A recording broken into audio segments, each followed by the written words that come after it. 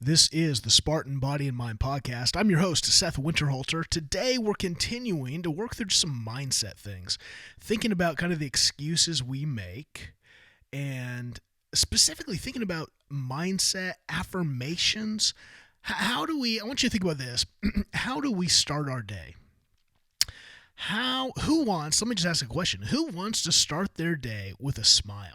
With joy and excitement? Is that how you start the day? When you hear the alarm clock go off, do you wake up, you do the big yawn, the stretch, yes, let's go seize the day? Is that your typical morning routine?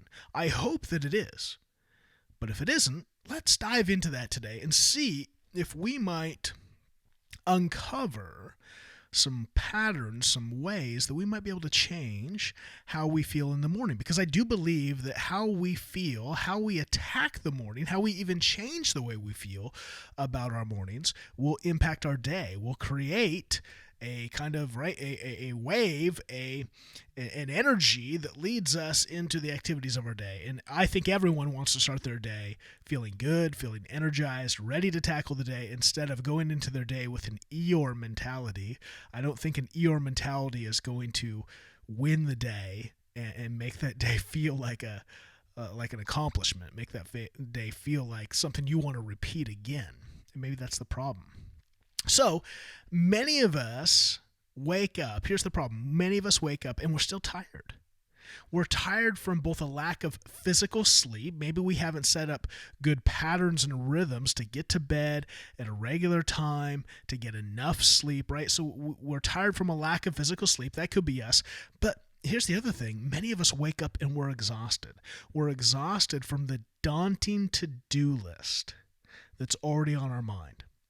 And the problem with that to-do list, if your to-do list feels daunting, it feels exhausting, let me just give you a real stark reality check. It's probably because your to-do list has more to do with others' expectations and obligations in your life than your own.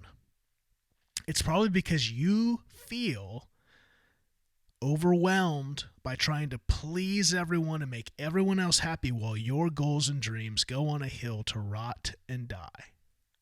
I just don't know how anyone can be excited about accomplishing their dreams, working on their dreams, and feel exhausted and burnt out about that. Now, I'm not saying you might have some daunting projects ahead of you to get to where you're going. You might have some things that, cause some exhaustion and some tiredness and some anticipation and maybe some negative ways.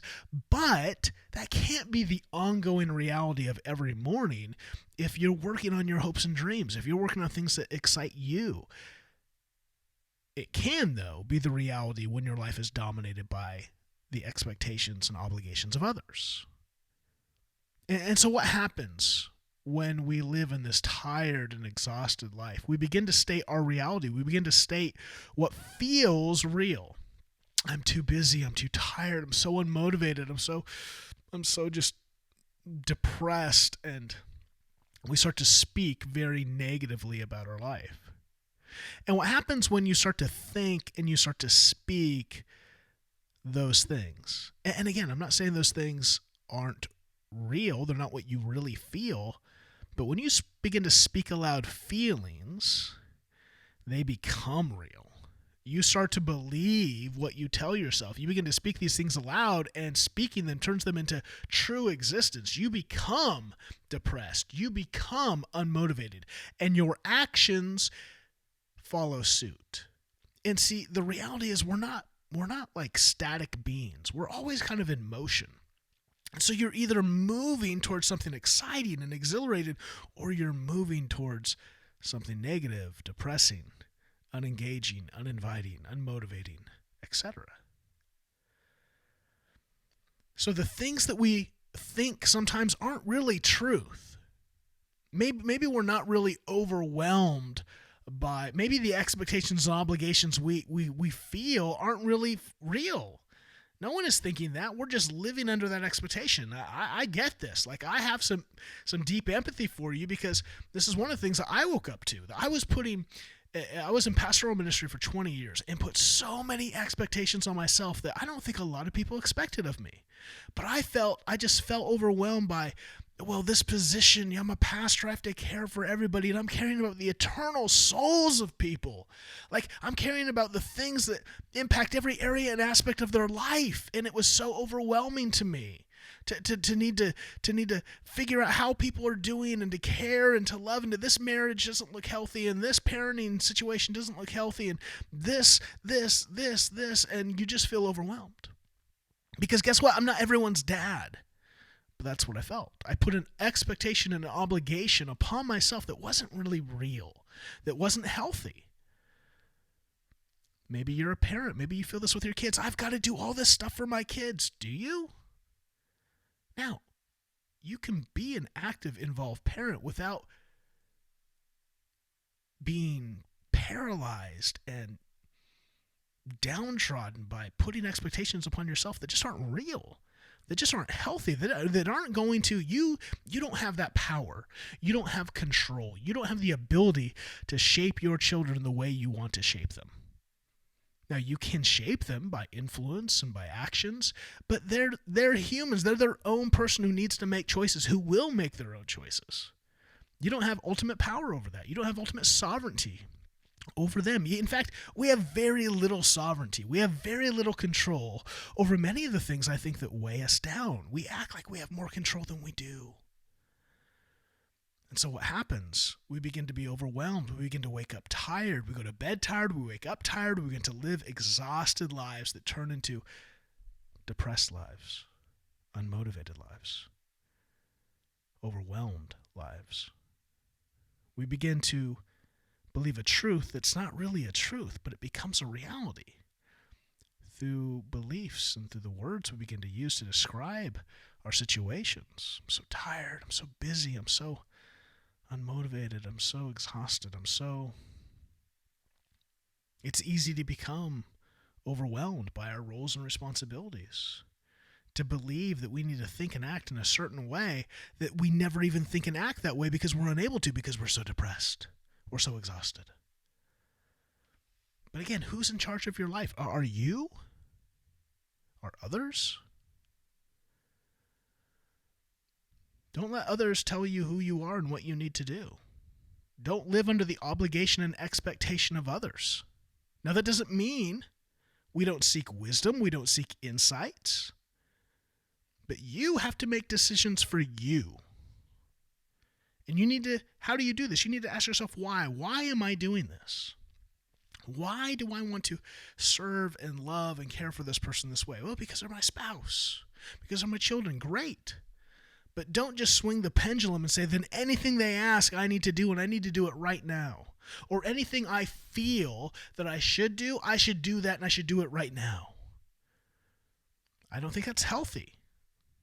I think you need to ask yourself why, and then you need to ask yourself when. How do I align the things I want to do into the priorities of my life? Do I have a mission for my life? Do I have clarity and boundaries over what I'm giving my life to? Because your life has multiple aspects to it. You have relationships, you have vocation, you have aspirations. You have all kinds of these areas and aspects that you've got to make sure are not balanced, but they live in a tension that you create. I mentioned this on another podcast that, right? Think of life as a rubber band. I can pull that rubber band in different directions, but it only has so much tension. Life isn't about balance. Balance is just a horrible word. Balance is way overrated. Instead, live in the tension. Maybe in this moment, I need to give more to my marriage. I need to give more to my work. I need to give more to, right? This project is coming up and due. I need to give more to this. So I'm going to create some slack in these other areas so I can bend into that, so I can push into that. But I can't just push into that forever. And I can't push into that and go, well, that other side, I got to push into work and I got to push into my marriage, and snap, the rubber band breaks. When do I push? When do I pull? Again, this is the work of thinking and assessing. But I think it starts with our words. That's the point of this podcast. I want you to be aware of the words, first that you think inside your mind, and then you begin to speak. We're going to have a lot of words flow through our minds. But once those words turn into things that we speak, especially to others, they have a different power. And again, I'm not speaking like a mumbo jumbo, but I want you to think about your words. Like, I'm too busy. I'm too tired. I'm unmotivated. I don't have time. I don't have money. I don't. Why don't you change those words? I'm not too busy. I'm prioritized. I know exactly what I'm doing. And if I don't get to it, it's okay. I'm going to hope I get tomorrow. I'm going to do some more work tomorrow. But I'm going to be prioritized. I'm not just going to be prioritized towards work. I'm going to be prioritized to have some play in there. To have some play, to have some relationships, to have some fun, to have some, right? I'm prioritized as a whole being, as a whole person, with different areas and aspects of life. I'm not too tired. I'm energized because I know what's important in my life, and I know the ranking of those things and how I'm going to pour into them and when I'm going to pour into them. I'm not unmotivated. I'm inspired. I'm inspired to live life because each day I'm giving myself different aspects of things that make my day enjoyable and remind me that I live a full, robust life, not just a work life, not just a married life, not just a life with children, not just a life with some friends. I live a whole life, a robust life. I don't have time. No, I have time. I know exactly what I'm doing with my time. Doesn't mean you need to be some schedule Nazi, but you should know what you're going to do that day. You shouldn't just be left to whatever. You should know. You should have an idea. What's on my agenda? What am I giving my life to today? I don't have money. No, you know exactly how to create a life of meaning that people will pay you for. Or maybe you got to figure out, like, if underwater basket weaving's your thing, then make awesome underwater baskets that you can sell. Or marry someone who's really rich so then you can weave all the baskets underwater that you want. I don't know. Got to figure it out. But don't make excuses. I don't have money. Well, there's money to be made. And I think if you're passionate about something and you're good at it, I think that's a whole nother podcast. But sometimes what we think we're passionate about, we just want to be passionate about because it's popular. But we're not good at it. Like everyone kids grow up wanting to become an NBA star. And they may enjoy basketball, but they're not passionate about it. Why? Because they're not very good at it. I mean, if you continue to lose, how passionate can you be about it? If you continue to get the ball swatted away from you because you're 2 feet shorter than everyone else, how enjoyable really can that be? All right. Change your words. How do we change our words? I would encourage you, have some daily affirmations.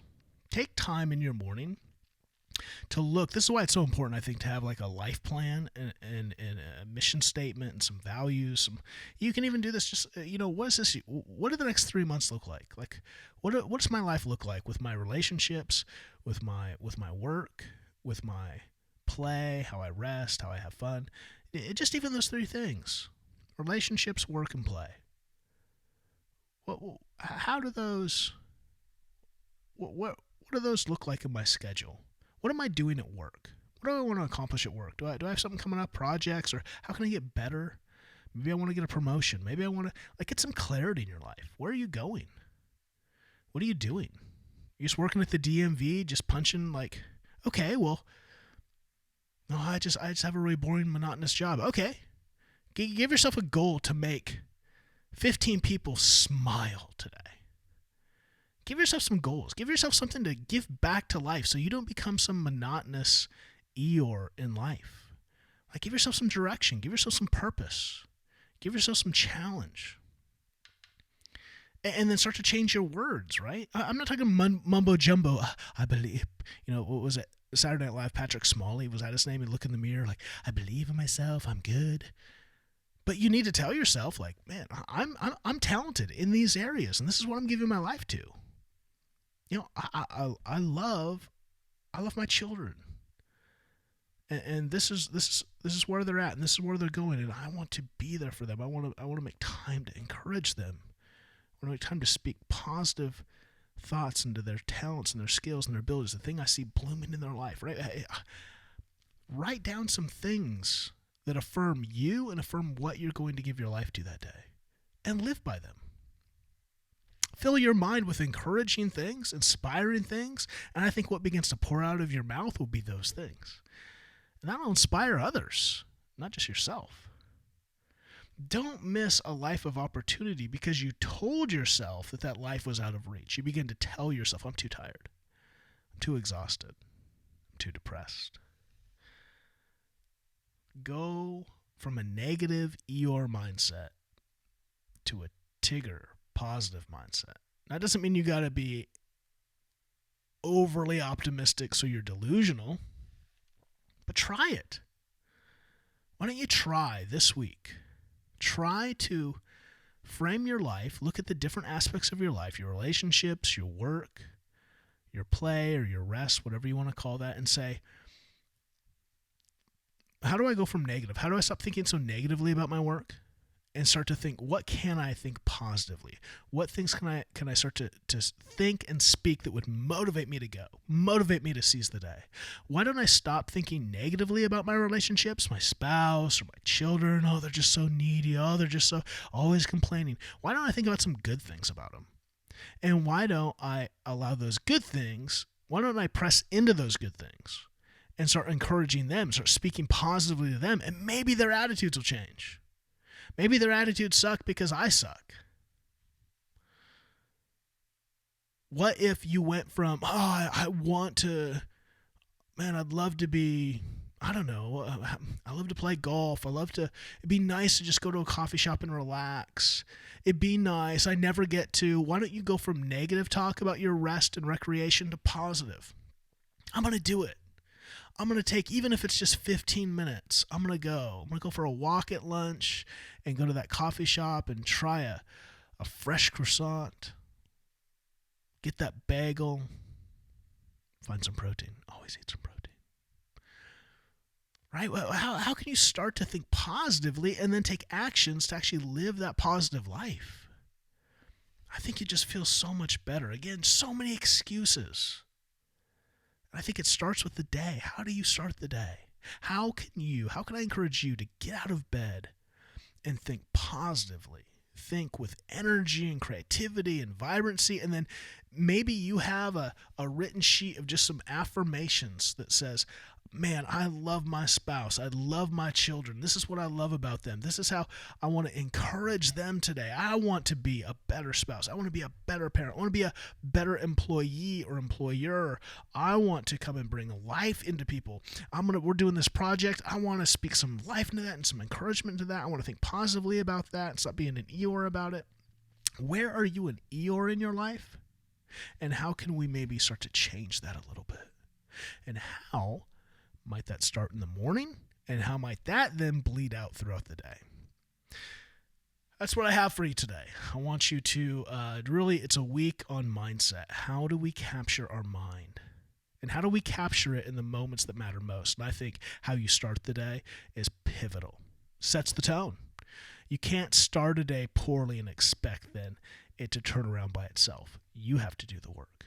And so if you do the work in the morning and you just frame it and set it up and say, this is the way I'm going to think. I'm going to have some cheat sheets that allow me to do some exercises to even put me in a frame of mind. Because no matter how I get out of bed, I'm not going to be derailed. I'm going to do the work to see my life in the various aspects in positive ways so that I can go be a positive force in the world. Try it. Hit me up. Let me know. Again, if we can help you with coaching, if we can help you with consulting, however we can do that, check us out. You can go to SethWinterhalter.com. You can go to haltingwinter.com. You can check out the Body and Mind Podcast, the Spartan. Go join the free Facebook group. Take care of your body and mind and health. Check us out. Look at the resources and the links below. We'd love to help you. We'd love to encourage you. Until next time, go seize the day.